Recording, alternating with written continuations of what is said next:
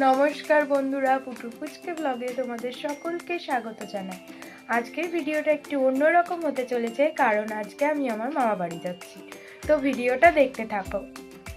তো দেখতেই পাচ্ছ আমি অটো স্ট্যান্ডে যাওয়ার উদ্দেশ্যে বেরিয়ে পড়েছি।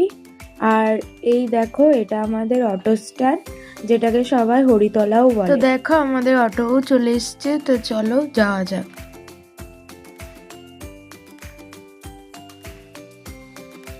তো দেখতেই পাচ্ছ আমি দেবীপুর স্টেশন চলে এসেছি। যেহেতু আমাদের অটোর খুব ক্রাইসিস চলছিল, তাই আমি ট্রেনের টাইমের আগেই চলে গিয়েছিলাম। তো বসে বসে কি করব, তাই তোমাদের একটু দেবীপুর স্টেশনটাই দেখিয়ে দিলাম। তারপর এই তো ট্রেনও চলে এসেছে, তো চলো যাওয়া যাক। ট্রেনে উঠে একটু ক্লিপিংসও নিয়ে নিয়েছি তোমাদের দেখানোর জন্য। তারপর এই তো দেখতেই পাচ্ছ বর্ধমানে নেমেও পড়েছি, আর আমাদের ট্রেনটার খবরও হয়ে গিয়েছিল, তাই চলেও এলাম আমি 7 নম্বর প্ল্যাটফর্মে। তো চলো ট্রেনে ওঠা যাক।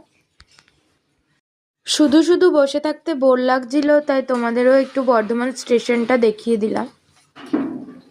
দেখতেই পাচ্ছ আমাদের ট্রেনটাও ছেড়ে দিয়েছে। পূর্ব বর্ধমান যেমন সবুজে ঘেরা, ঠিক তেমনই পশ্চিম বর্ধমান খেজুর গাছে ঘেরা। এই বৈচিত্র্যই দেখা যায় বর্ধমান থেকে আসানসোল আসার পথে।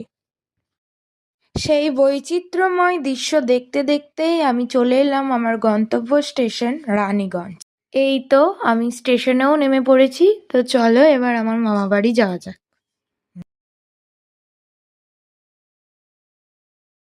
টোটোতে উঠে আর কোনো ভিডিও করা হয়নি, তো ডাইরেক্ট আমি ওই জন্য মামাবাড়ির গলিতে ভিডিও করেছি।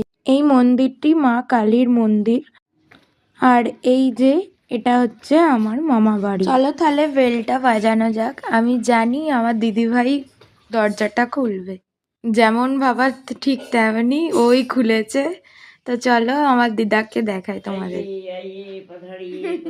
তো আজকের মতো ব্লগটা এতটুকুই। ব্লগটা কেমন লাগলো অবশ্যই জানিও। ভালো লাগলে লাইক, কমেন্ট অ্যান্ড শেয়ার করে দিও, আর আমার চ্যানেলটা সাবস্ক্রাইব করে দিও।